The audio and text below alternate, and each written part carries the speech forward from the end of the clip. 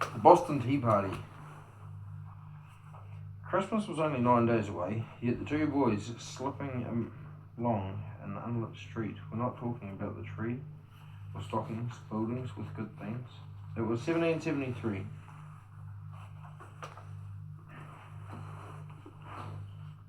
And these boys lived in Boston, where people thought that celebrating Christmas in any but a religious way was sinful. Just the same, the two boys were excited. Their mother thought they were in bed, but they had slipped out in secret. The tall, thin one was Bartholomew. He was edgy and kept cracking his knuckles. Daniel was a little roly-poly with red, curly hair. He was trying to walk quietly, but he couldn't. He went hopping along and peeping around turns in the narrow, twisting street.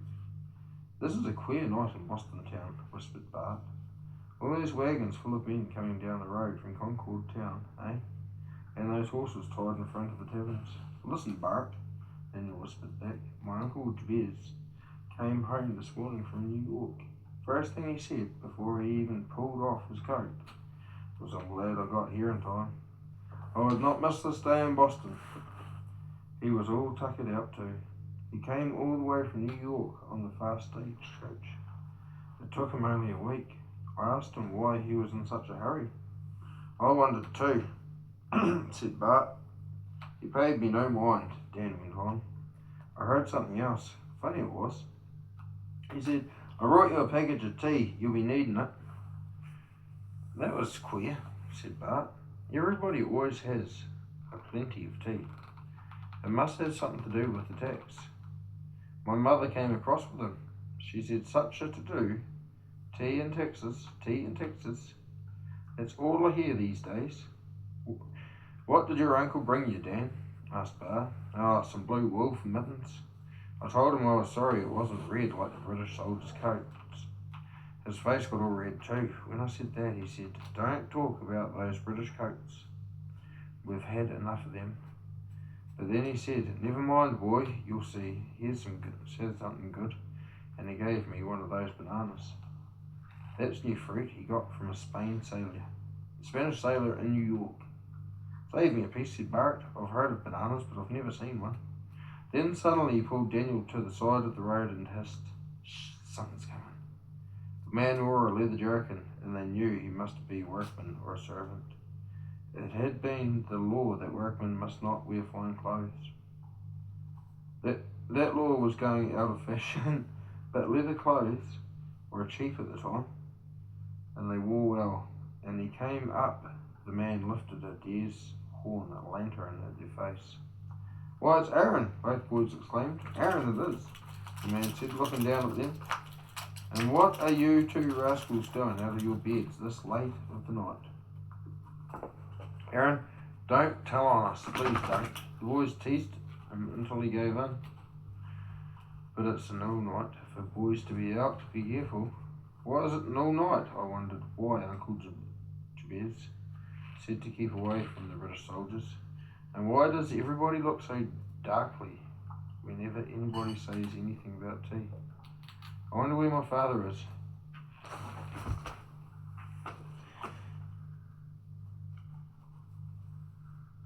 "Just lay down and stop moving, you."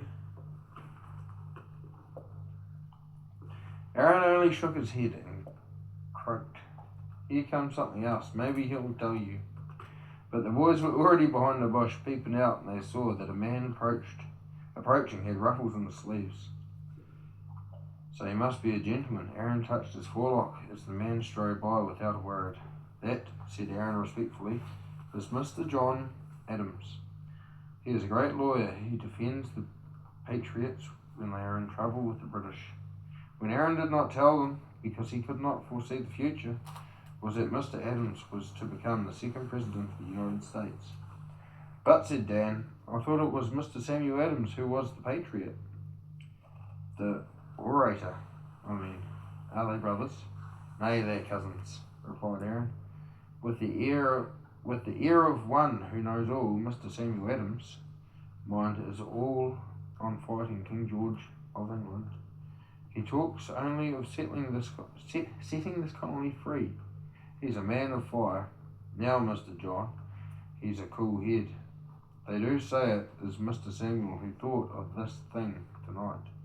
He is in the middle of it right now, I'll wager. Oh, said Bart. I guess it's got something to do with the Sons of Liberty. Be careful, boy, how you say that name, said Aaron. They do not like to be talked of, not even by friends.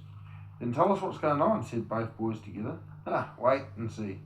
Tomorrow you'll have salt in your tea. Salt? You mean sugar, Aaron? No, I don't, declared Aaron. Salt is what you'll get in your tea. How would you like some good, cold, salty tea? Maybe no tea at all. Never any more. Maybe you'll have to drink coffee. Said Dan. I'd not drink coffee. Well then, laughed Aaron. It will be milk for your supper. Oh, cider. Mr. John Adams drinks a great beaker of cider every day for his breakfast. If it's good enough for him. But the boys ran off to rest each other to the South Church, winding up in a tie. Out of breath, they dropped onto its steps. Let's play how handful, how many, said Dan. He took a handful of corn kernels out of his pocket. No, said Bart, we can't count the kernels in the dark. Let's go home. He hugged himself against the wind. We'll never know which way to go. At that moment, a wild sound came out of the cold dark. The boys jumped up scared. What was that? Quavered Dan. Indian war-whoops. Never before in their lives had they seen or heard Indians on the warpath. Around Boston at that time, Indian fighting was a thing long past. It couldn't really be Indians. Still, fear and panic caught the boys. Which way did it come? Asked Dan. But the cooler of the two boys said, they will not attack. The Indians are friendly here. When the fearful sound rang out again, the boys whirled around the corner of the church, and then they saw the harbour a few squares away. Only it did not look calm as it usually did. At the wharf they made out a ship and the shadowy figures of men. The boys began to run down to the wharf, but soon they pulled up short. They are Indians. See the feathers, gasped Bart. They crept down the streets, and when at last they reached the wharf, they hid behind boxes or barrels, or whatever they could find. Bart tripped over something, and all but fell. He picked up the thing that he had tripped him. Dan, he called out, look, this is our own fire bucket. I carried it myself to the fire in the barn yesterday. He held up the leather bucket. See, it has a name on it. Bart turned a somersault with joy at this discovery. These aren't Indians at all. They must be the Sons of Liberty. The Sons of Liberty were a group of colonists who met in secret and plotted in all kinds of ways to get rid of the British. They objected to many of the taxes the British imposed on the American colonists, but they were especially indignant at the tax on tea, the beverage everyone drank at that time, rich and poor alike. Everybody in the colony waited impatiently to be old enough to join the Sons of Liberty. Sometimes these patriots would blacken their faces, sometimes they would put on masks, and sometimes they wore Indian disguises as they were doing now. No wonder the boys found them a dreaded sight. These mixed-up figures of masquerading men in heavy moving black shadows, half lighted by smoking torches. I see men with pistols on the wharf, exclaimed Bart. They are standing guard. They are throwing things overboard, whispered Dan. Look, they are slashing bundles and emptying them into the bay.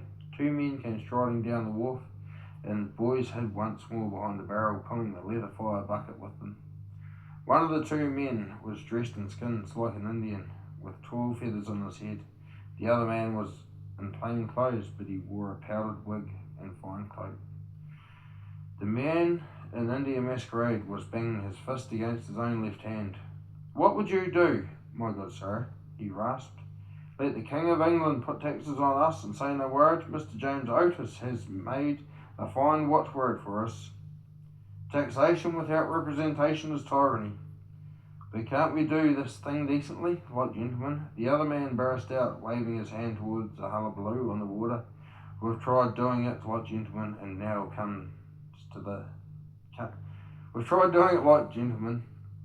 comes this tea, retorted the Indian masquerader. This is a trick of the East Indian Company. They promised us cheaper tea, and then they send us tea with taxes on it so high that we cannot afford to buy any. Come on, help us to throw this tea into the bay. Did you hear that, Bart? They're throwing the tea into the bay, in the salt water. Come on, let's join in. No one noticed the boys as they jumped aboard the ship. With their strong young arms, they lifted a bale of tea and held it, while a man cut a deep gash in the bundle and emptied the spicy-smelling leaves into the harbour. Whew! Yelled the boys, having a wonderful time. But after a while, one of the men, seeing them in a good light, took an arm of each and said, Dan, Bart, what are you boys doing here? Go home at once. Please, Father, said Dan, don't let us... please, let us stay, we can help. Your mother will be searching for you. Home, I say, home. You have already seen more than you should. You must, on your honour. You keep secret whom you have seen here tonight. This could mean death on prison, or prison to some of these gentlemen. You promise now. In deeply solemn voices, the boys promised, more excited than they had ever been in their lives. Happy in sharing this grown-up secret, they started for home. As they left, they heard a cheer on board. Hooray, the men called out.